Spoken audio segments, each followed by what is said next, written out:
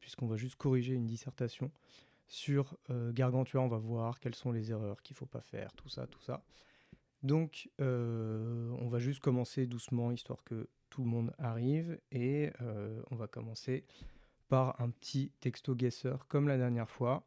Et donc, voilà, c'est à peu près ce qui va se passer. Je pense que on va faire ça. Ensuite, on va corriger un peu par étapes la dissertation, revoir un peu les méthodes, les erreurs qui ont été faites, etc. Et on finira par éventuellement des questions, si jamais vous en avez. Et donc voilà, on va commencer doucement avec ce petit texto guesseur qui avait été préparé par Clément, comme la dernière fois. Et donc je vous propose qu'on commence sans plus tarder avec donc ce premier texte. On s'assemble pour exécuter ma pièce. J'explique à chacun le genre du mouvement, le goût de l'exécution, les renvois des parties. J'étais fort affairé. On s'accorde pendant 5 ou 6 minutes, qui furent pour moi 5 ou 6 siècles. Enfin, tout en étant prêt, je frappe avec un beau rouleau de papier sur mon pupitre magistral les 5 ou 6 coups du prenez garde à vous. On fait silence. Je me mets gravement à battre la mesure. On commence. Non. Depuis qu'il existe, des opéras français, de la vie, on ouït un semblable charivari. Quoi qu'on eût pu penser de mon prétendu talent, l'effet fut pire que tout ce qu'on semblait attendre. Les musiciens étouffaient de rire. Les auditeurs ouvraient de grands yeux et auraient bien voulu fermer les oreilles, mais il n'y avait pas moyen. Mes bourreaux de symphonistes qui voulaient s'égayer raclaient à percer le tympan d'un 15-20. J'eus la constance d'aller toujours mon train, suant, il est vrai, à grosses gouttes, mais retenu par la honte, n'osant m'enfuir et tout planter là. Pour ma consolation, j'entendais autour de moi les assistants se dire à leur oreille, ou plutôt à la mienne, l'un, il n'a rien là de supportable, un autre, quelle musique enragée, un autre, quel diable de sabbat. Pauvre, dans ce cruel moment, tu n'espérais guère qu'un jour, devant le roi de France et toute sa cour, tes sons exciteraient des murmures de surprise et d'applaudissements, et que, dans toutes les loges autour de toi, les plus aimables femmes se diraient à demi-voix « Quels sons charmants, quelle musique enchanteresse, tous ces chants-là vont au cœur. » Alors, ça commence bien, puisque j'ai à peu près aucune idée. Pour l'instant, on va essayer de décrypter un petit peu pour voir ce qu'on peut en tirer. Ce qui me paraît pas appartenir à du avant 18e, on va dire, malgré la présence du roi, etc. C'est ce début un petit peu langage courant. Euh, J'explique à chacun le genre du mouvement, le goût de l'exécution, les renvois de partie. J'étais fort affairé. Fort affairé, ça sonne un petit peu ancien, c'est vrai. Et ce qui sonne un peu vieux, c'est cette espèce de subjonctif là qu'on eût pu penser de mon prétendu talent. Bon, si jamais vous avez des idées, n'hésitez pas à m'aider. Bon, les musiciens qui étouffent de rire, je trouve que il y a quelque chose qui sonne un peu soit 19, soit 20e, mais qui prend pour sujet quelque chose d'ancien. Parce que tu n'espérais guère qu'un jour devant le roi de France, a priori, on n'est pas au 19e, on n'est pas avec Louis-Philippe, on est plutôt roi de France type roi Soleil ou Louis XV, Louis XVI. Donc, ça, c'est à peu près pour tout ce que j'ai sur l'identification un peu au hasard. Mes bourreaux de symphonistes. J'avoue que je suis un peu en galère. Moi, je dirais quand même plutôt, malgré tout, malgré le qu'on eût pu penser, etc., je dirais un texte, donc un roman, plutôt du 20e, qui prendrait pour sujet quelque chose d'ancien. C'est à peu près tout ce que j'ai. On reviendra dessus après.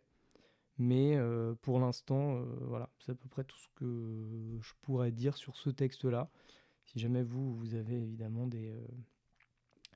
des choses à avancer, n'hésitez surtout pas. Mais bon, auquel cas, on va passer au texte 2. Et donc, j'avais demandé à Clément de mettre un poème, puisque ça va nous permettre de voir un petit peu les méthodes sur lesquelles identifier. Et il se trouve que pour la poésie, c'est un peu plus facile de repérer des choses, de repérer des époques. En tout cas, il y a des choses qu'on peut dire sur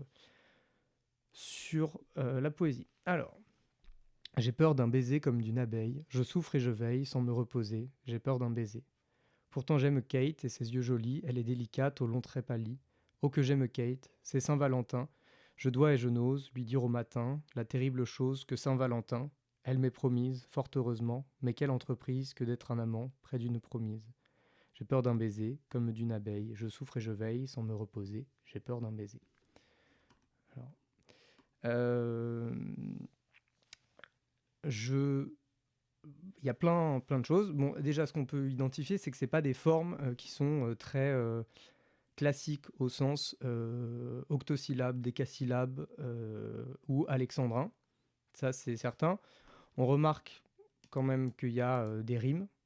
Voilà, donc on n'est pas dans du vers libre type ce qui peut se faire à partir du 19e siècle, à partir de la forgue, etc. Donc on a des rimes. Ici, un schéma de rime.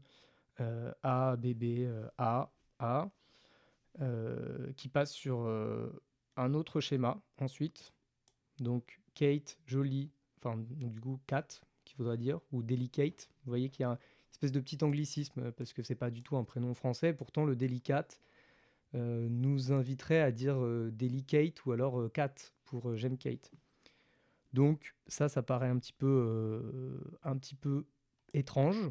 Donc bizarrerie, on se dit c'est pas dans les règles. Donc déjà, on commence à peu effacer le 16e, tout ce qui se fait avant, le 17e même, et voire le 18e. Donc on serait dans de la poésie plutôt moderne. Pour l'instant, je dirais ça. Euh, donc là, le schéma, on est sur du coup C, D, C, D, C. Donc là, on change le schéma de rime. Donc à nouveau quelque chose qui est pas habituel. César Valentin, je dois et je n'ose lui dire au matin la terrible chose que Saint-Valentin. Donc là, à nouveau, on retrouve le même schéma qu'avant, mais donc qui est toujours différent du premier.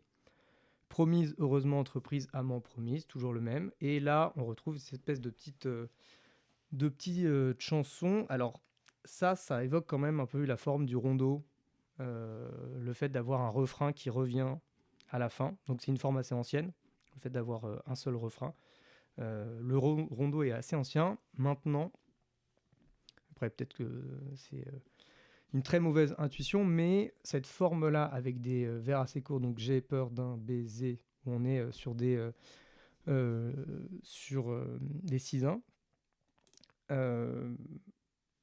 ça me fait penser à quelque chose d'assez léger comme ça, comme pouvait le faire un certain Verlaine. En plus, l'espèce d'anglicisme là, avec Kate délicate, bon, ça peut sonner un petit peu plus, un petit peu plus ancien, un petit peu plus Verlaine.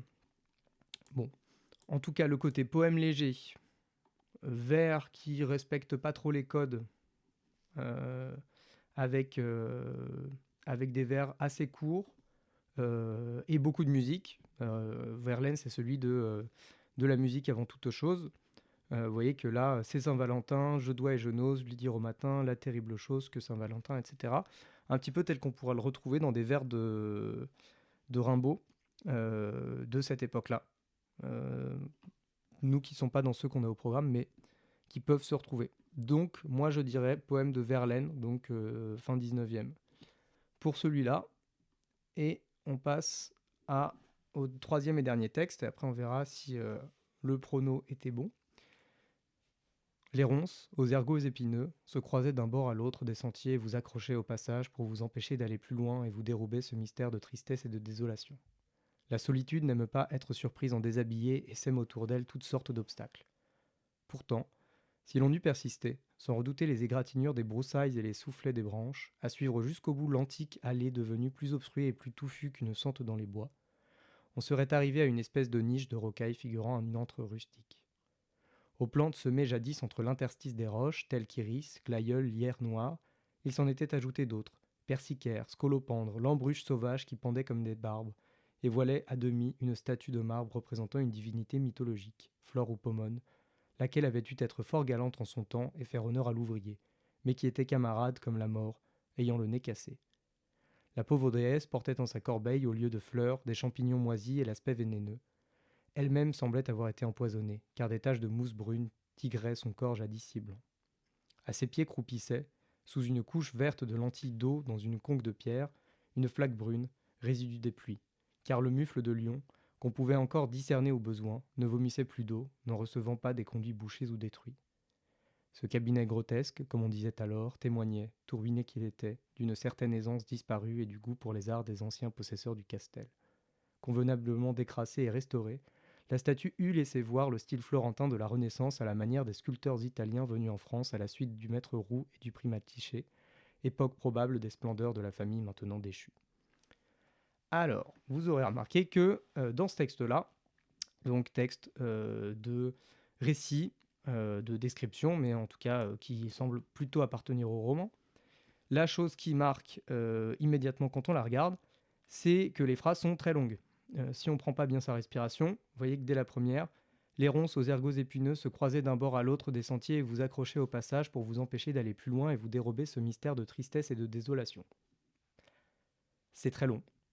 C'est très long et c'est en général ce que vous aimez beaucoup faire, vous, dans vos copies, ou globalement dans ce que vous rendez, à savoir que vous détestez absolument la ponctuation, vous détestez les points, vous détestez les virgules, les points-virgules, etc. En gros, moins vous mettez de points, mieux vous vous portez. Alors, en général, en français, une phrase, c'est une idée, et en tout cas, une proposition, c'est une idée, donc centrée autour d'un verbe conjugué. Alors là, si on commence à identifier un peu les verbes conjugués, on se retrouve avec des choses un peu compliquées, avec là, ici, 1, 2 verbes, mais qui sont entourés, boursouflés de développements qui sont un petit peu précieux. C'est-à-dire que vous voyez qu'on arrive sur des choses. Là, en gros, ce qui se passe, c'est une description d'une espèce de jardin dans lequel il y aurait une statue qui aurait commencé à être mangée un petit peu par la nature. Et ensuite, on a aussi une espèce de bassin qui lui aussi a passé son temps. Bon. Il se trouve que en français, en littérature française, quelque chose qui est très lié à des développements extrêmement longs et un peu précieux, où on trouve de l'imparfait du subjonctif, ou tout simplement du subjonctif, c'est un monsieur qui s'appelle Proust. Donc, a priori, le côté 20e, pour moi, se voit à travers les longues descriptions, ça pourrait être le 19e aussi, mais vous voyez, là, on se retrouve avec, sur cette phrase ici, « Pourtant, si l'on eût persisté, sans redouter les égratignures des broussailles et les soufflets des branches, à suivre jusqu'au bout l'antique allée devenue plus obstruée et plus touffue qu'une sonde dans les bois, on serait arrivé à une espèce de niche de rocaille figurant une antre rustique. » Bon là, vous voyez, toute cette partie-là, elle ne sert à rien pour la compréhension de la phrase. Pourtant, si l'on eût persisté, on serait arrivé à une espèce de niche de rocaille figurant un antre rustique. Bon. Mais tout ce qui est là, évidemment, ne sert à rien du point de vue de la compréhension, mais sert à quelque chose du point de vue, évidemment, de la figuration, du style, de la beauté, de la précision des choses. Et donc, évidemment, c'est le plus intéressant puisque la communication, c'est pas ce qui nous intéresse le plus dans la littérature. Donc on a tout ça. Ce qui me fait aller aussi vers Proust, c'est les références antiques, Flore ou Pomone. C'est l'espèce de préciosité, là, quand vous regardez. À ses pieds croupissait sous une couche de verte de lentilles d'eau dans une conque de pierre une flaque brune, résidu de pluie, car le mufle de lion qu'on pouvait encore discerner au besoin ne vomissait plus d'eau, n'en recevant pas des conduits bouchés ou détruits. Bon, il y a quelque chose, un petit peu un passé révolu, qu'on aime à esthétiser un petit peu, mais qu'on sait être un peu fichu. Donc je dirais Proust. Voilà. Et donc, si on récapitule, sur le premier, j'ai pas d'idée. J'ai dit 20e, mais un petit peu en désespoir de cause. En vrai, en regardant, ça pourrait être 19e. J'ai même pas d'auteurs qui me viennent. Là, je dirais Verlaine, donc poème 19e. Et là, je dirais Proust, donc début 20e. Voilà. Si vous avez d'autres propositions, n'hésitez pas. Mais pour l'instant, je dis à ça. Je vous laisse éventuellement faire des propositions dans le chat si vous en avez avant qu'on passe aux solutions. Mais sinon, on y passera. Alors, pour le premier, je pense que c'est celui qui est le plus obscur, pour moi en tout cas. Donc le premier, c'était c'était Rousseau. Donc je me suis planté, mais ce qui est intéressant, c'est de savoir pourquoi je me suis planté. Alors, Rousseau, il figure parmi, on va dire, les premiers modernes d'un point de vue, de pas mal de points de vue. On considère que c'est, avec les Confessions dans lesquelles il raconte sa vie, un des premiers à aller dans le style autobiographique. Avant ça, il y en avait qui avaient fait de l'autobiographie, enfin qui avaient fait du récit d'eux-mêmes, mais le genre autobiographique dans lequel on promet de dire toute la vérité et pas seulement les choses importantes, c'est un petit peu Rousseau qui l'amène. En plus de ça, il va aller sur du très personnel. Alors, c'est un petit peu compliqué, mais globalement, à partir de la fin du XVIIIe siècle, il y a toute une révolution qui va se passer, littéralement une révolution, on va dire, politique, puisqu'il y a la Révolution française. Il y a aussi la Révolution romantique qui va arriver. Mais en fait, la Révolution dit quoi ? Dit tous les hommes naissent libres et égaux en droit. Donc, l'individu, quel qu'il soit pauvre ou riche, a le mérite d'exister. Et donc, d'un point de vue de la littérature, tous les individus ont le droit à s'exprimer. Donc si je raconte ma vie, c'est aussi important que si on raconte la vie d'un roi. C'est à peu près, je vous le fais vite fait. Et Rousseau, c'est un des premiers qui fait ça, et qui fait ça avec un côté un petit peu, un petit peu très personnel. D'où le côté très moderne qui m'a semblé arriver. Voilà. Maintenant, j'avais bon. Verlaine, Roman sans parole. Donc là, ce que j'avais dit était plutôt juste, à savoir que le poème un peu léger, donc c'est la période après le Parnasse, période plutôt symboliste, où on va chercher davantage des poèmes plus légers qui mettent en scène de la vie plus quotidienne. Verlaine, il a été à Londres avec Rimbaud. Il a notamment été avec Rimbaud. C'est là qu'ils ont vécu le plus clair de leur temps. Et après ça, il y a des traces d'anglicisme qu'on trouve chez Rimbaud, par exemple, qui parle de comfort avec un M dans les Illuminations, et Verlaine, donc, qui en parle dans Romance sans parole, où on trouve pas mal de choses de cet ordre-là. Et enfin, Capitaine Fracasse, donc là, je me suis complètement planté. Je voyais Proust, et en fait, c'était le Capitaine Fracasse. Théophile Gautier, là où voilà, donc on dit que Proust aimait beaucoup le Capitaine Fracasse, donc c'est pas absurde, ça reste une bonne plantade, mais Gautier, là où c'est intéressant, c'est que il a développé, il était très à l'ancienne, il avait un côté assez réactionnaire, pas dans les formes, mais c'est lui qui a développé ce qu'on appelait l'art pour l'art. Alors l'art pour l'art, c'est tout simplement de dire on va décontextualiser au maximum. Ce qui est beau, c'est la beauté en elle-même. Ce qui est beau, c'est le poème en lui-même. Donc, ce qui est beau, c'est que le poème fasse référence à lui-même, que le texte fasse référence à lui-même et qu'on vive dans une espèce d'univers d'art, en fait. Que l'art existe pour lui-même. Donc, ces univers un petit peu passés dans lesquels la nature est en train de reprendre ses droits sur l'art, mais en même temps, l'art en devient que plus beau. Tout ça, c'était pas absurde. Ça reste un petit peu. Ça reste une catastrophe. Noah qui dit il a pas fait que de la poésie. Tu parles de qui ? Tu parles de Gautier ? Effectivement. Alors Gautier, donc Gautier, c'est le dédicataire des Fleurs du Mal. Le maître S lettres. Le maître S lettres à qui dédie les Fleurs du Mal, Baudelaire, c'est Théophile Gautier. Mais il a aussi écrit, effectivement, Le Capitaine Fracasse. Il a aussi écrit pas mal de nouvelles. J'avais étudié avec des étudiants de la fac une nouvelle qui s'appelait La Toison d'Or, dans laquelle il était particulièrement, entre autres, sexiste, mais où c'était un personnage qui était tombé amoureux d'un tableau et qui voulait quasiment se marier avec la dame du tableau qui était une Marie-Madeleine dans une descente du corps du Christ.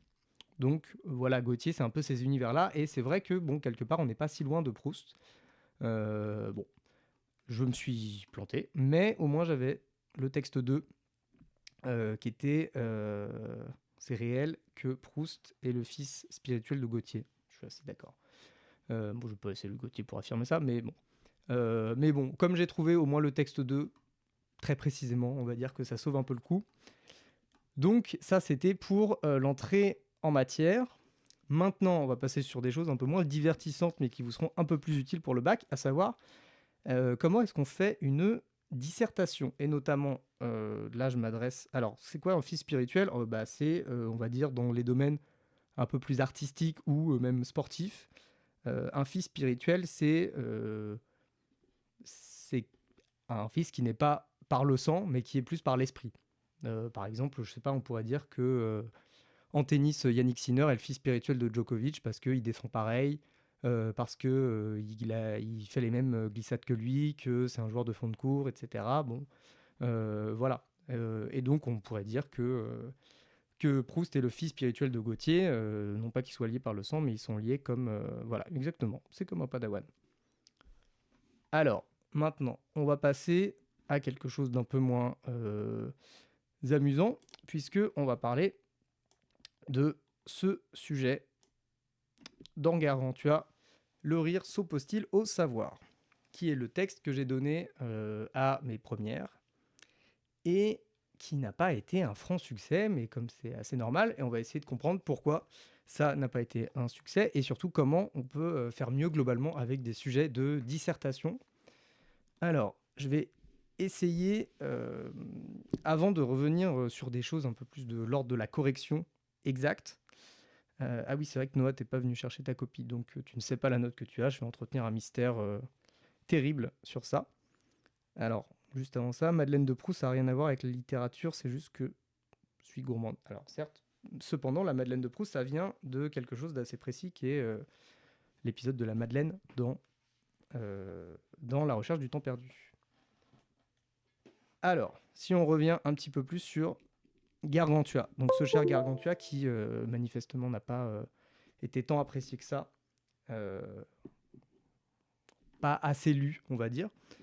J'avais donné ce sujet-là à mes premières et il se trouve qu'on avait pas mal bossé sur la bonne éducation. Problème étant, ce sujet ne traitait pas a priori de la bonne éducation, en tout cas pas directement. Je ne vais pas montrer sa copie en live, même si je suis sûr qu'il adorerait, mais on va dire que c'est le secret professionnel. Alors, ce sujet-là,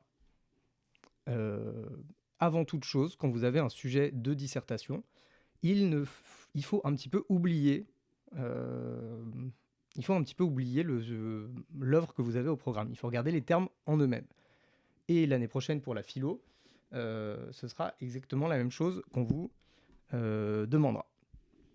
Oui, effectivement, je suis d'accord avec Noah. Si je la montre en live, déjà personne n'arrivera à la lire.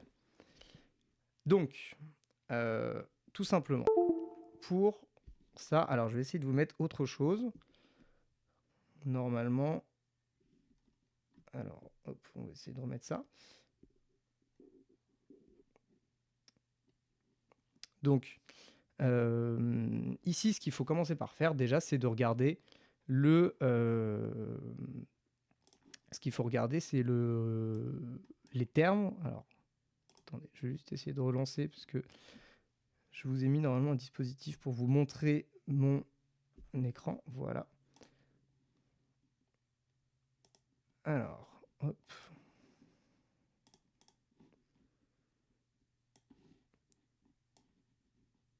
Tac. Donc là déjà, ce qu'il faut analyser, c'est qu'on a le terme de rire et on a le terme de savoir et on a un autre verbe qui est le terme d'opposition. Alors, attendez, juste hop, vous montrer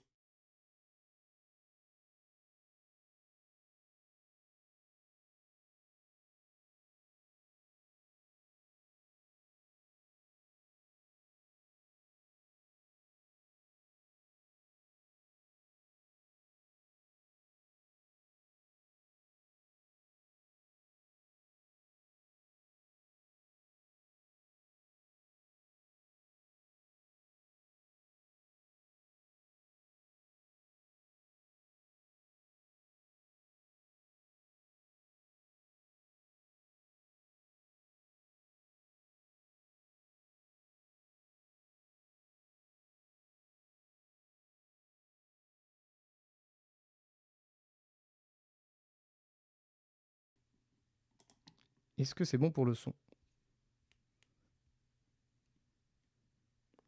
Est-ce que le son est revenu? Le son est revenu.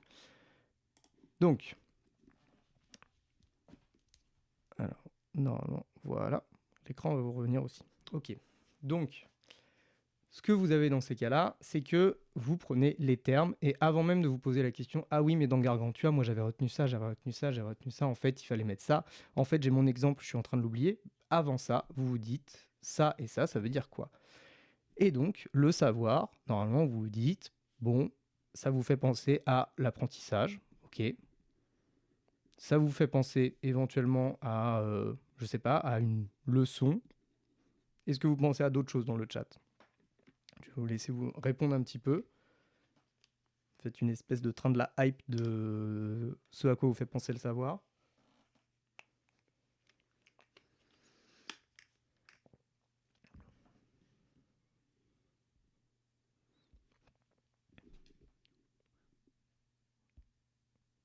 Donc il y a effectivement la connaissance.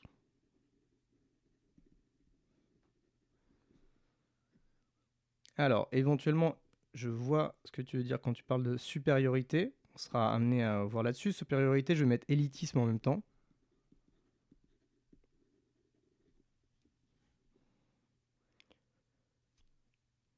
Ok, et tous ces éléments-là, a priori, ça nous fait aussi penser un petit peu au sérieux, en tout cas. Donc, là, on met, c'est pas forcément des choses dont on va se servir, mais par contre, c'est les choses auxquelles on pense immédiatement. Donc, a priori, ça va nous être plutôt utile. Ok. Maintenant, pour le rire. Alors, sur le savoir aussi, quelque chose qu'on n'a pas mis, mais c'est la question de la réflexion. Ok. Maintenant, pour le rire, est-ce que vous avez des choses auxquelles vous pouvez penser?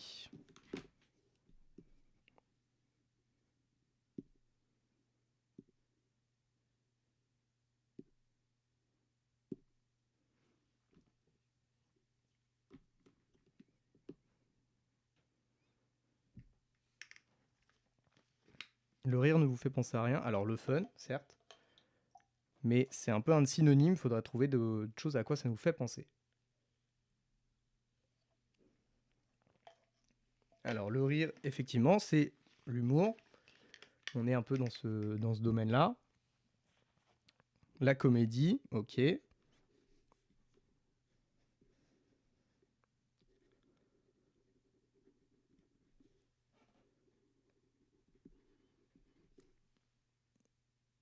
Le divertissement.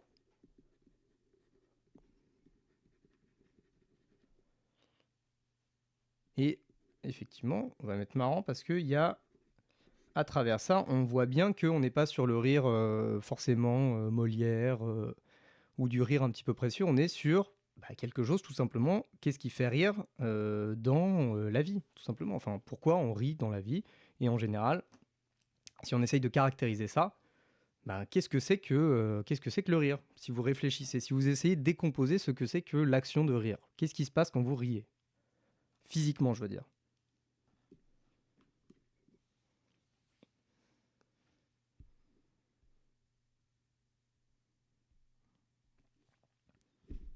En gros, ce qui va se passer, c'est que il y a l'idée éventuellement de crier, le fait de crier fort, le mal au ventre, tout ça, toutes ces choses-là, on se rend bien compte que ce sont des choses qui sont de l'ordre du physique.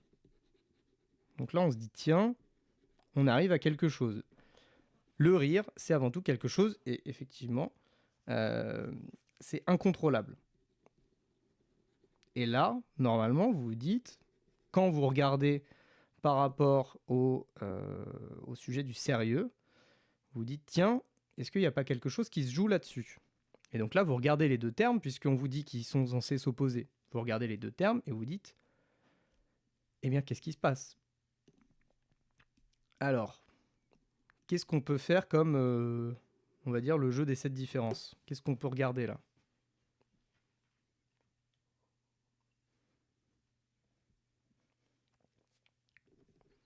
Ce qu'on est amené à voir, évidemment, c'est déjà le fait qu'on était du côté de, du sérieux, pour Gargantua, pour le savoir. Et là, on a dit plutôt qu'on était du côté de l'humour. Donc, a priori, là où il y a une opposition, c'est que le sérieux, il est différent de l'humour. Donc déjà, rien qu'à travers ça, ils sont censés s'exclure. De l'autre côté, on a vu qu'on était dans la réflexion et que là, de ce côté-là, il y a un côté physique. Donc, à nouveau, on est amené à bâtir des oppositions. Surtout, là où on est amené à interroger la chose, c'est qu'on a d'un côté l'incontrôlable et de l'autre côté quelque chose qui est supposé être du côté de la connaissance, du contrôle précisément, puisqu'on est dans de l'apprentissage. On n'est pas censé se relâcher si on apprend. A priori, c'est ce à quoi on pense. Évidemment, les grandes œuvres nous amènent à remettre en question ce genre d'analyse, mais a priori, on est amené à se poser ce genre de questions. Ok. Donc, si maintenant,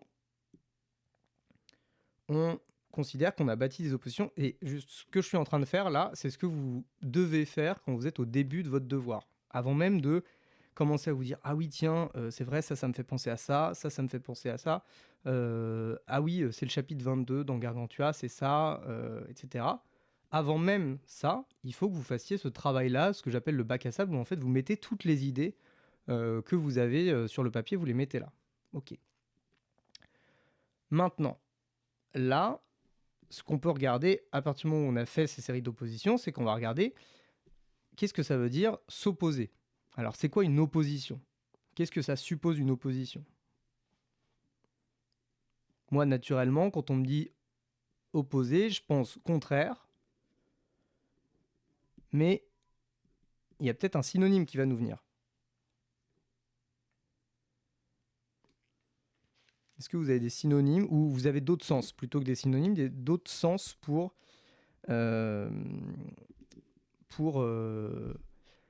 l'opposition? Est-ce que vous pourriez penser à d'autres sens?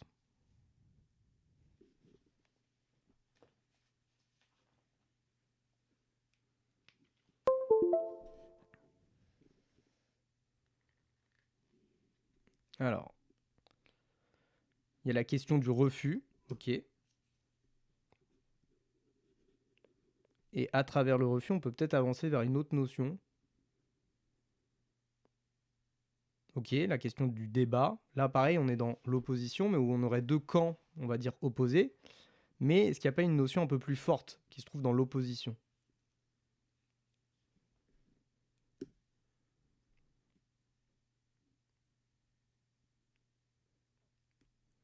Par exemple, est-ce que quelqu'un qui s'oppose, c'est quelqu'un qui simplement pose un avis contraire? Quelle action il fait? Le fait de s'opposer, c'est faire quelle action?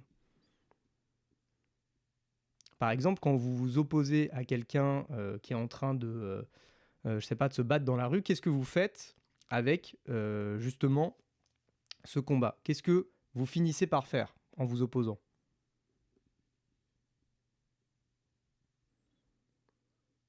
Il y a effectivement l'idée de conflit, l'idée de baston, vous intervenez, mais donc l'intervention, elle fait quoi? Elle finit par faire quoi par rapport à ce combat-là? Est-ce qu'il existe encore en fait? Alors, on ouvre une nouvelle possibilité, c'est dit très élégamment, mais tout simplement, dans le combat, en fait, finalement, on l'empêche. Quand on s'oppose à quelqu'un, quand on s'oppose à quelqu'un qui fait quelque chose, on empêche la chose. Vous savez, c'est la chose le cliché de si quelqu'un s'oppose à cette union, qu'il le dise maintenant ou se taise à jamais dans les mariages. L'opposition est censée provoquer le non-mariage, en gros. Et donc là, c'est un petit peu dans ce domaine-là. Donc on a l'idée de contraire qui est effectivement présent, les deux ne sont pas pareils, mais en plus de ça, on a l'idée d'une opposition qui va mener à un empêchement. Donc en gros, et c'est un peu ça qui va nous aider à bâtir une problématique, s'il y a un empêchement, ça veut dire que le rire, potentiellement, peut mettre en danger l'apprentissage. Or, l'enjeu, c'est la bonne éducation. Donc, il y a un problème de taille, c'est que, potentiellement, le rire est ce qui va empêcher le fait d'accéder à du savoir. Et concernant Gargantua, le rire, est-ce que, à l'échelle de l'œuvre, le fait de mettre en avant le rire, c'est pas ce qui va nous faire louper la bonne leçon que cherche à nous donner Rabelais. Et donc, vous voyez que c'est un peu ça à quoi on va arriver, en fait.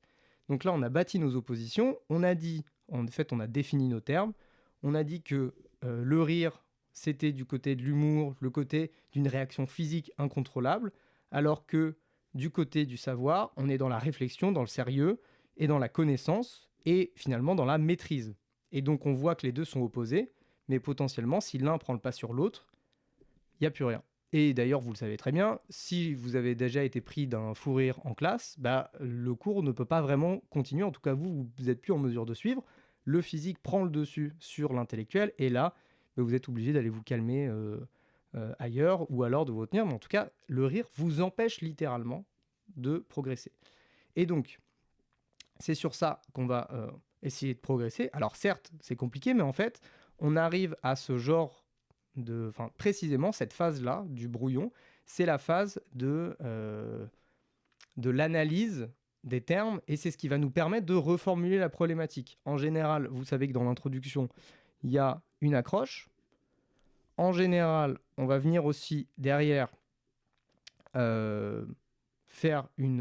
introduire le sujet, en général en rapport, à savoir que là, c'est rire et savoir, il faut que dans votre introduction, il y ait marqué quelque chose comme dans Gargantua, le rire a une place assez importante. Pourtant, il est censé traiter de l'éducation du prince.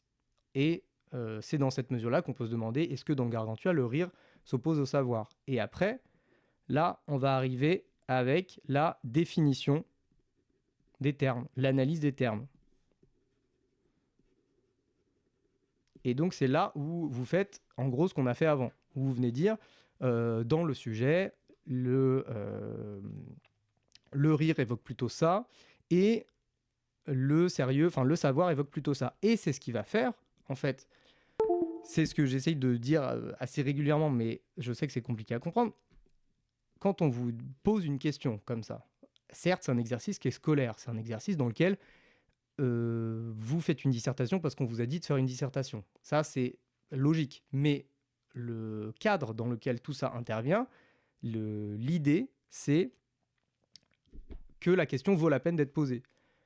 Et que vous-même, vous devez dire que la question, elle ne va pas de soi. Pourquoi on a posé cette question-là? L'analyse des termes, elle permet de venir justifier le fait qu'on parle de ça. Et donc, vous commencez à définir en vous disant, tiens, le savoir, c'est plutôt du côté du sérieux, du contrôle, tandis que le rire, c'est du côté du physique et de l'incontrôlable. Donc, potentiellement, on a raison de poser la question, est-ce que le rire finit pas par s'opposer au savoir et donc ne pas permettre d'accéder à ça?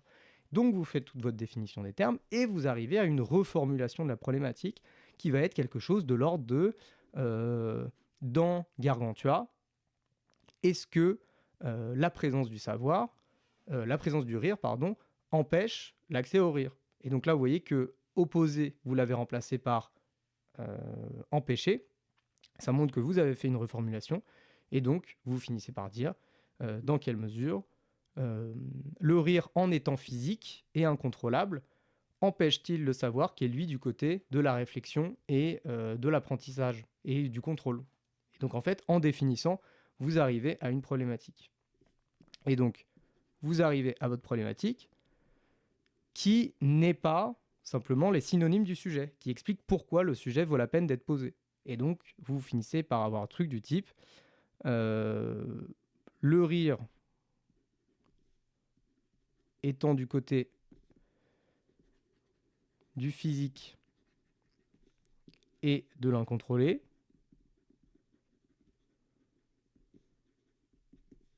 empêche-t-il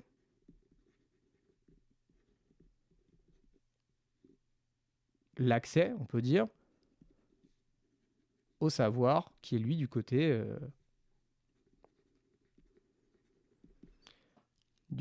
du contrôle et du sérieux.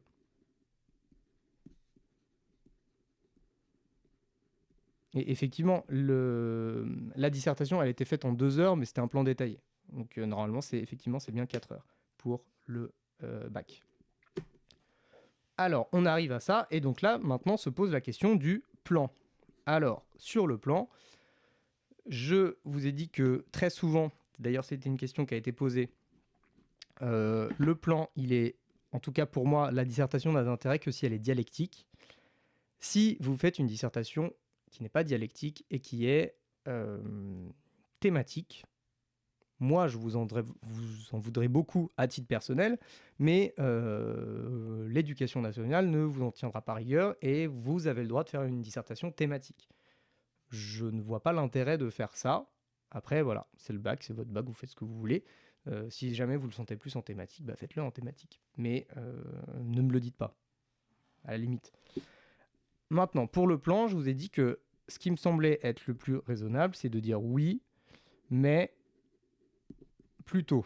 Alors, quand je vous dis ça, donc je l'ai dit plusieurs fois à mes classes, ça c'est pour votre brouillon. Ok ? Ce que vous mettez en place là, c'est pour votre brouillon. Vous ne commencez pas à mettre dans votre texte, dans votre dissertation. Dans un premier temps, on verra que oui, puis on verra que non, enfin que mais, et enfin on verra que plutôt. Déjà parce que ça veut rien dire. On verra que mais, non, ça veut rien dire. Donc vous, ce que ça veut dire, c'est vous allez dans le sens du sujet. Alors thématique, je reviens simplement vite fait là-dessus. Thématique, ça va être que vous allez détailler, on va dire, si vous avez un sujet du type dans Gargantua, le rire permet d'accéder au savoir. Vous avez ça, en soi, vous n'avez pas à vous opposer à cette problématique-là. Vous avez juste à la détailler. Vous allez dire, oui, le rire permet d'accéder au savoir en étant ludique, puis en étant une certaine critique, enfin en détendant le corps et donc en permettant d'accéder au mens sana in corpore sano. En gros, un truc comme ça. La thématique, elle ne vous demande pas une dialectique, elle ne vous demande pas un plan oui mais plutôt, ça va juste être un simple, un 2 un peu plus compliqué et un 3 encore plus compliqué. En gros, c'est ça. Mais moi, je ne vous ai pas formé à ça, donc oubliez ça. Et de toute façon, c'est moins intéressant. Ok. Si je reviens sur mon oui mais plutôt, ça, effectivement, c'est pour votre plan. Le oui, le mais, le plutôt, c'est simplement pour dire je vais dans le sens du sujet. Ensuite, je pointe du doigt les limites. Et enfin, j'essaye, dans la mesure du possible, en reformulant, on trouve une troisième voie. En gros, c'est ça.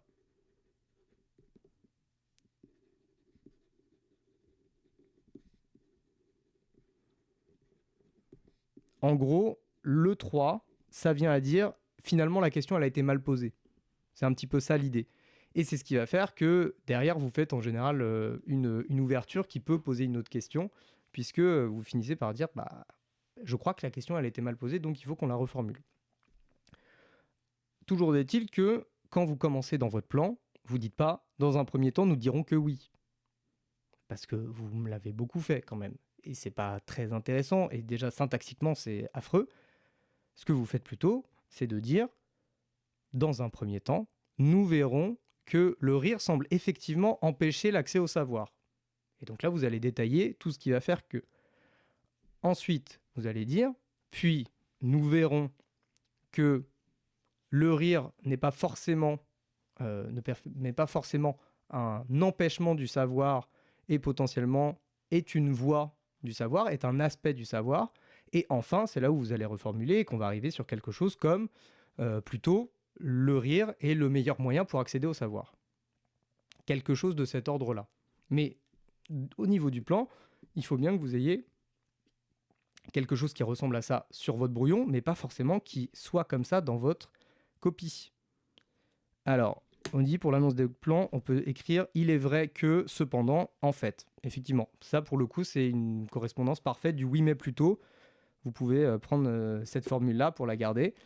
Pour l'annonce du plan, vous pouvez marquer « Il est vrai que, cependant, en fait ». Ça, c'est des bonnes chevilles de discours, c'est des bonnes choses pour démarrer. Éventuellement, vous pouvez mettre aussi « Nous verrons d'abord que, là, vous allez dans le sens du sujet. Cependant, on verra que. » Et enfin, ou plutôt, bon, voilà. En tout cas, ce qui est intéressant, c'est d'aller dans le sens du sujet, puis de montrer ses limites, et enfin de proposer un autre chemin. Ok. Alors, maintenant, sur le sujet, et c'est là où vous voyez que, à ce moment-là, on n'a quasiment pas parlé de l'œuvre. Alors certes, il faudrait peut-être le faire un petit peu avant, mais en tout cas, là, on a problématisé dans le sens où on a vu dans quelle mesure le sujet valait la peine d'être posé, et peut-être il avait des limites. Et c'est à partir de là qu'on va pouvoir un petit peu rentrer dans l'œuvre. Toujours au brouillon, ce que vous faites, c'est que vous mettez des cases un peu basiques, où vous mettez rire et vous mettez savoir. Et là, vous essayez de vous dire à quoi est-ce que ça me fait penser à chaque fois. Le rire, alors là, s'il y a encore de mes élèves dans le chat, c'est là où je vous attends. À quoi ça nous fait penser le rire? Et à quoi ça vous fait penser dans Gargantua le rire, justement? Si on s'intéresse un petit peu à ça, justement. Alors, vous m'avez souvent mis des passages, mais pas toujours pour bien les citer. Alors, le rire. Normalement, alors je parle pour le coup du rire dans Gargantua. Le rire dans Gargantua, quels sont les épisodes qui vous font penser au rire?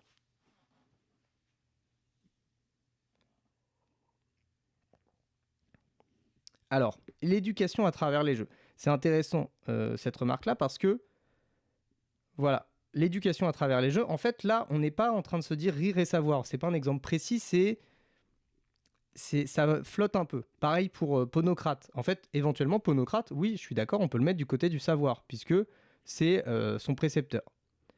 Maintenant, sur la liste des jeux, alors la liste des jeux qui est au chapitre 22, là, pour le coup, on a eu pas mal de contresens. Donc pour l'instant, je le garde, mais effectivement, il y a l'urine sur les Parisiens. Là, épisode qui est censé provoquer le rire. Là, on est d'accord. Ok. Qu'est-ce qu'on a d'autre?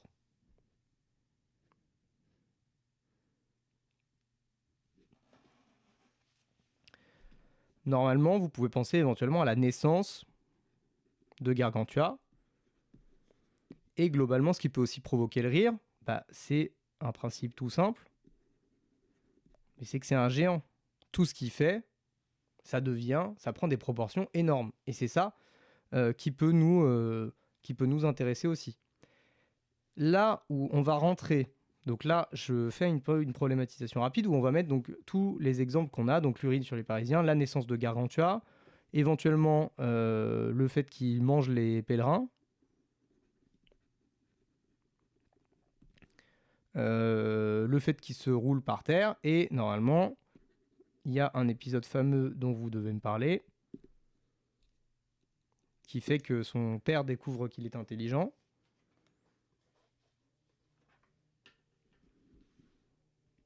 Qu'est-ce qui est censé provoquer le rire?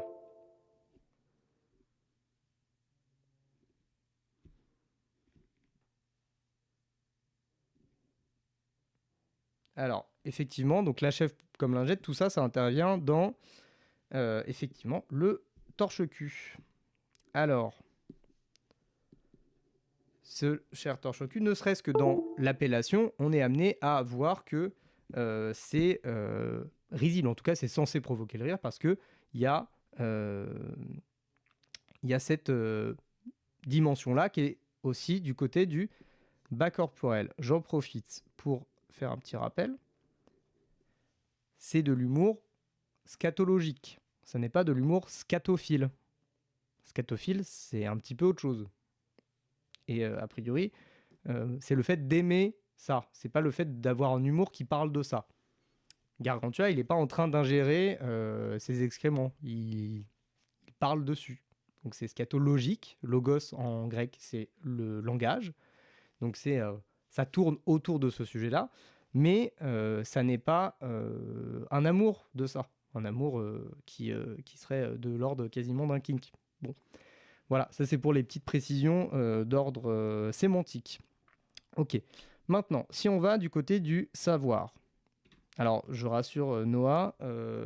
Tiens, d'ailleurs, j'ai sa copie sous les yeux. Je vais pouvoir voir tout de suite si, qu'au passage, hein, je monte rapidement, mais voilà. Ayez un peu de patience avec vos professeurs qui doivent vous déchiffrer. Alors, est-ce que tu as parlé de scatophilie? A priori, non. A priori, tu es sauvé. Tu n'es pas dans la scatophilie. Et effectivement, je crois que tout simplement que tu n'en as pas parlé. Donc, bon, on va dire que coup de bol. Donc, maintenant, si on va du côté du savoir, qu'est-ce qu'on a? Si on pense à ça.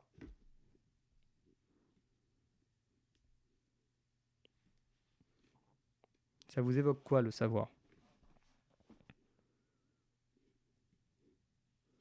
Alors, les sophistes, là, on va voir que effectivement, les sophistes ont l'air d'être du côté du savoir et ça va être un des points qui va être un peu critique dans notre analyse de ce sujet-là.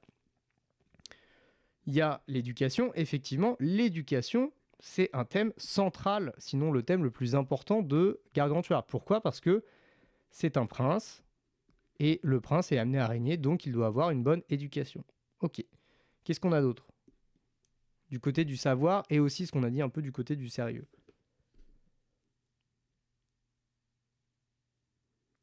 Il y a effectivement l'enjeu sur la lecture des textes. Et là où on a un enjeu peut-être plus large, à l'époque de Rabelais, qu'est-ce qui est censé advenir? Quelle est la révolution qu'on a par rapport au savoir?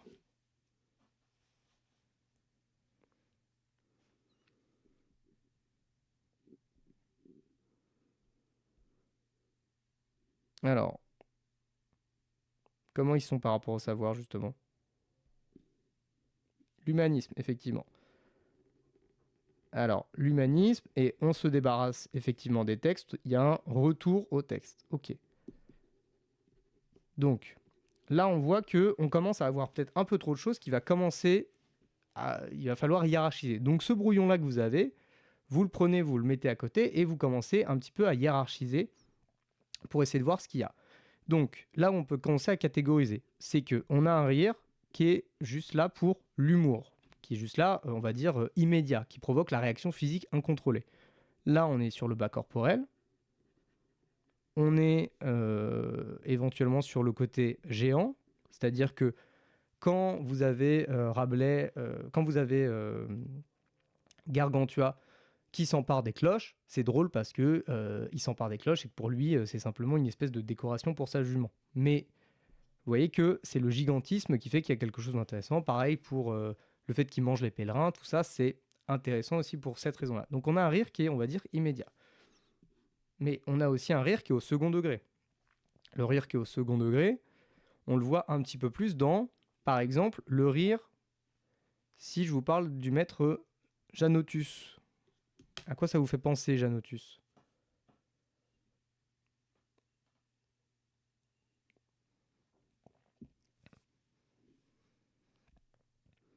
Alors,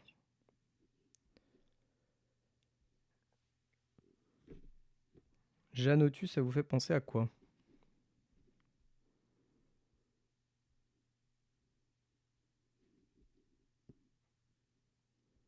Pas assez de choses, effectivement. C'est la harangue du maître Janotus qui dit justement à Gargantua de ramener les cloches. Oh là là, c'est qui? Bon. Il lui dit de ramener les cloches. Et il fait toute une espèce de... Voilà, c'est la harangue. Il lui dit de ramener les cloches et, et il est avec Ponocrate. Et quelle est la réaction de Ponocrate quand il entend le discours érudit de Gargantua?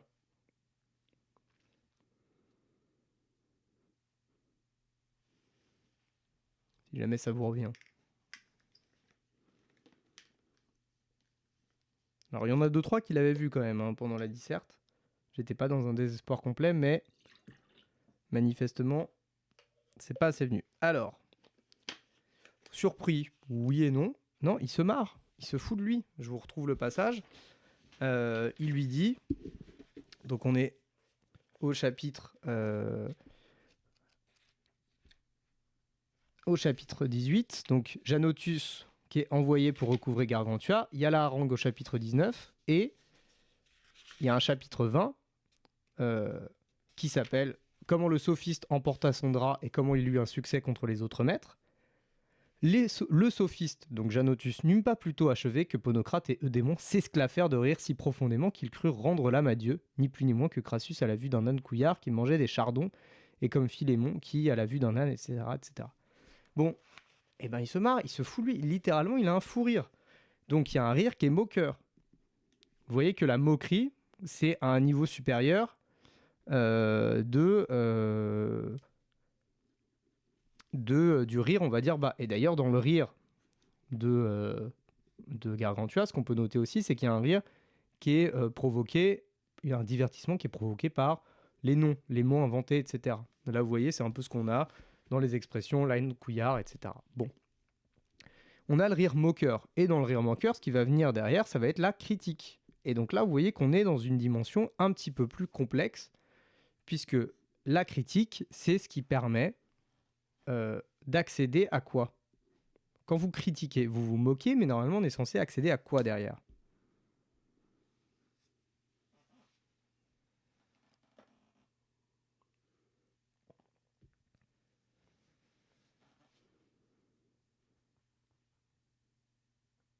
Alors, à une amélioration. Qu'est-ce que tu entends par ça, Noah?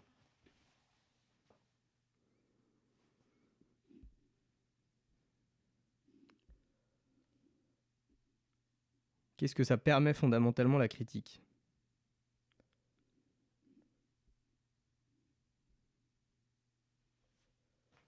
Outre l'amélioration, normalement, c'est censé permettre tout simplement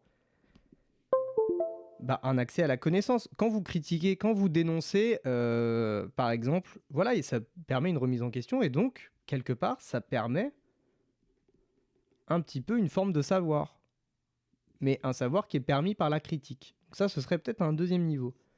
Maintenant, un troisième niveau. Et c'est là où il faut, oui, voilà, donc se rendre compte des points améliorés et ceux qui sont bons, etc. Donc la critique, ça permet de s'améliorer. Bon. Donc, le troisième niveau, c'est-à-dire qu'une fois que vous avez dit, bon, ok, il y a une critique du savoir, il y a tout ça, on a quitté un peu le rire du bas corporel, etc. Mais c'est là où vous commencez à pouvoir dévier. Le rire, on a dit que c'était physique. Maintenant, ma question, est-ce que, à travers le physique, vous pouvez développer un petit peu pour accéder à autre chose? Par exemple, le rire, c'est une réaction physique. Est-ce que, en lisant Rabelais, en lisant Gargantua, vous avez l'impression que le physique, il est absolument condamné, ou plutôt qu'il est mis en valeur?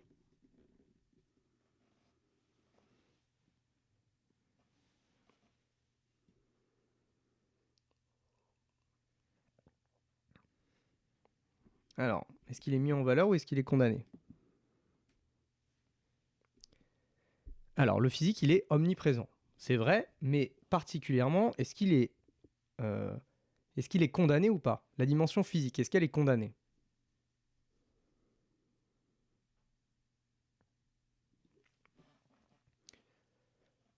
Parce qu'en soi, la dimension physique... Alors, le physique n'est pas condamné, exactement. Il n'est pas condamné parce que... notamment, ça se voit quand il y a une remise en question de l'éducation par Ponocrate. Qu'est-ce qui se passe? Ponocrate, il lui fait faire des exercices physiques. Mais en soi, effectivement, le sport, il est important dans l'éducation, et c'est ce qui va faire que le physique n'est pas condamné. Et donc, s'il n'est pas condamné, et que le rire est du côté du physique, le physique, il faut en prendre soin autant que l'esprit, sans quoi on n'a pas une bonne éducation, parce que c'est juste du bourrage de crâne. Et qui fait le bourrage de crâne? Ce sont les sophistes. Donc, ce qu'on a comme critique des sophistes, c'est que eux, ils sont que du côté du sérieux, et ils sont dans un mépris du corps. Parce que ça ne veut pas dire qu'ils condamnent absolument le corps, mais ça veut dire qu'ils ne l'entretiennent pas. Et vous voyez que, par exemple, Gargantua, il sait réciter l'alphabet à l'envers, bon, super. Mais à côté de ça, il se vautre le matin, il va dans tous les sens et il prend absolument pas soin de son corps. Bon, le sérieux et le mépris du corps par les sophistes, tout ça, c'est remis en question par Rabelais et par Gargantua. Donc, ce qu'on est amené à voir à travers le physique, c'est que il faut prendre soin du corps. Pour prendre soin du corps, il faut l'entraîner, mais il faut aussi le détendre. Et donc, finalement, le fait de rire, ça permet de mieux se concentrer derrière. Alors, ça permet de se détendre de manière plus générale, mais ça permet un accès au savoir qui est plus sain.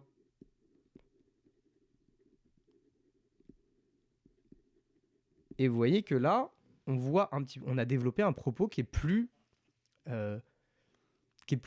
développé, et surtout on voit dans quelle mesure il est impossible de dire à partir de là que le rire empêche le savoir. Puisque d'abord on dit que le rire,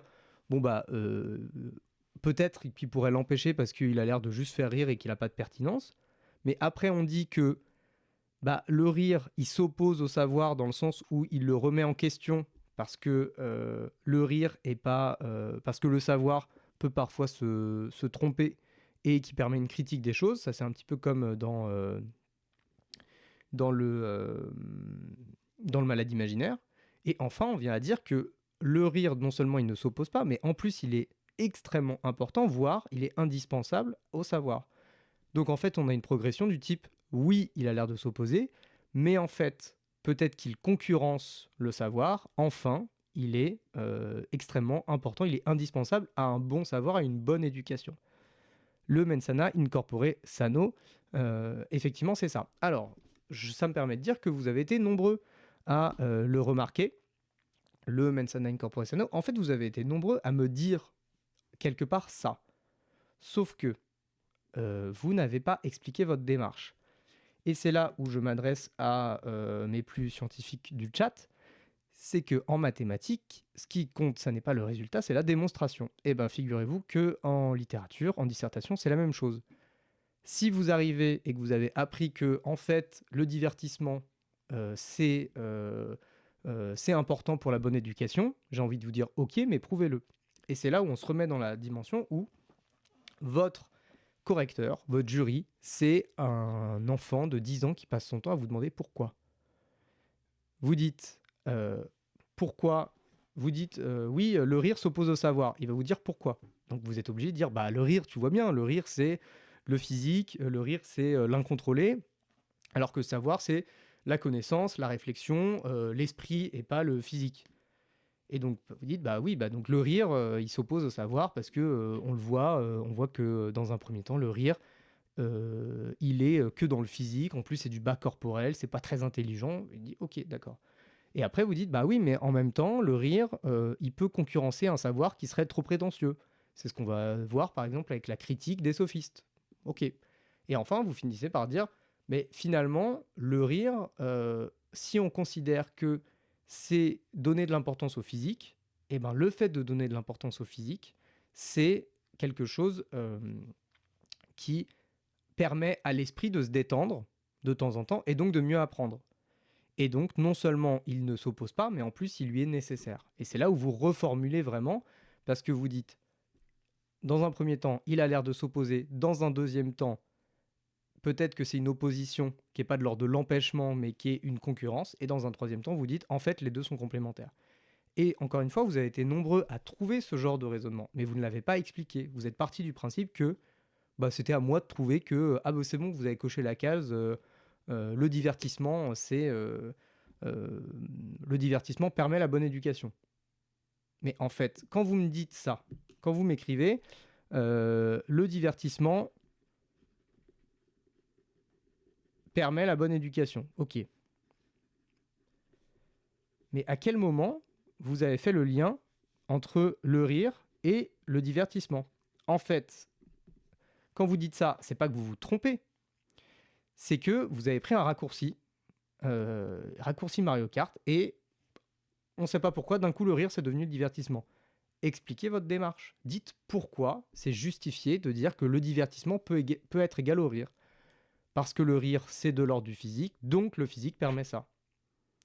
Mais vous voyez que tout est tout est dans la démarche. Et à partir de là, si vous avez justement une démarche qui est faite ainsi, vous devez trouver des exemples pour appuyer vos hypothèses. Parce que si vous dites « Ah oui, en fait, le divertissement, c'est du côté du physique, donc c'est du côté du rire. » Et d'ailleurs, on le voit dans... on le voit dans quoi? On le voit dans Gargantua. À quel moment? Et une fois que vous avez cité, il suffit pas de dire l'épisode où Gargantua urine sur les Parisiens. En fait, c'est une remise en question des sophistes. Bon, là, en l'occurrence, ce serait faux, mais c'est une remise en question des Parisiens. Bah oui, mais il faut me dire pourquoi. Il faut me dire pourquoi c'est une remise en question des Parisiens. C'est une remise en question des Parisiens parce que, déjà, ils leur urinent dessus, donc c'est un manque de respect. Et ensuite, c'est une manière de se moquer d'eux. Et d'ailleurs, la fausse étymologie qui va venir de là, il les a baptisés par riz. C'est aussi une manière de se moquer des étymologies et d'une certaine forme de savoir. Mais tout ça, encore une fois, il y a plein de choses que vous m'avez mises qui n'étaient pas fausses, mais par contre, elles n'étaient pas développées. Et il faut prouver. À chaque moment de votre dissertation, il faut vous dire, est-ce que j'ai prouvé ce que j'avance? Est-ce que je suis en train de prouver? Et pour prouver, il faut des preuves. Et les preuves, en général, ce sont vos exemples. Et pour ça, il n'y a pas de secret. Il faut avoir travaillé l'œuvre, il faut l'avoir bossé un petit peu. Et il faut avoir déjà retenu des exemples, et par exemple des exemples qui pourraient être utilisés dans plein de types de sujets. Par exemple, le chapitre où Gargantua il urine sur les Parisiens, vous pouvez vous en servir du côté du bas corporel, vous pouvez vous en servir du côté de la critique des Parisiens et des Sorbonnards, vous pouvez vous en servir du côté du gigantisme, et vous pouvez vous en servir du côté d'une certaine forme de critique de la religion. Donc cet exemple-là, ça vaut le coup de l'apprendre. Voilà. Il faut trouver des exemples avec lesquels vous êtes à l'aise et qui vont vous servir pour plusieurs types de sujets. Par contre, à chaque fois, il faut expliquer. Et il y en a plein qui ont été bloqués par le fait que c'était un sujet qui n'était pas sur l'éducation, mais qui était sur le rire. Et c'est là où il y a eu un petit peu de soucis. Alors, on est à 1h15 de live. Ce que je vous propose de faire, c'est soit vous poser des questions, soit j'essaye de résumer un petit peu ce que j'ai dit à l'oral, et je vous donnerai du coup une correction un petit peu mieux tapée demain. Mais voilà. Et si jamais vous n'avez pas d'autres questions, on mettra fin au live et on sera bon pour cette fois-ci. De toute façon, je pense que ce type de live, type correction et un petit peu discussion, on va en faire beaucoup, donc c'est pas grave si celui-ci dure pas très longtemps. Mais voilà. Donc je vous laisse, je fais moi une toute petite pause, je vous laisse poser les questions dans le chat. Je reviens dans 2 minutes et puis si vous n'avez pas de questions, je mettrai fin au live et puis sinon on se verra demain pour ceux que je vois. Donc je vous laisse poser les questions et puis j'arrive juste après.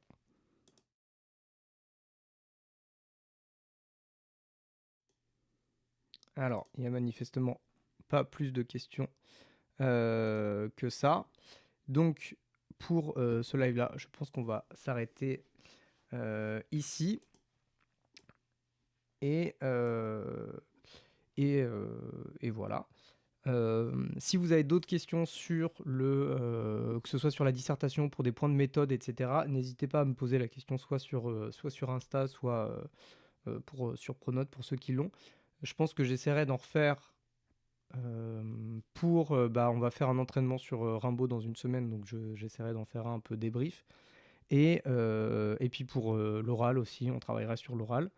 Et si vous avez besoin, j'en sais rien, de points sur des œuvres en particulier, on pourra faire un peu des lives à thème. S'il y aura un commentaire de texte. Oui, j'ai dit sur Rimbaud, il y aura un commentaire de texte et une dissertation. Je vous laisserai libre.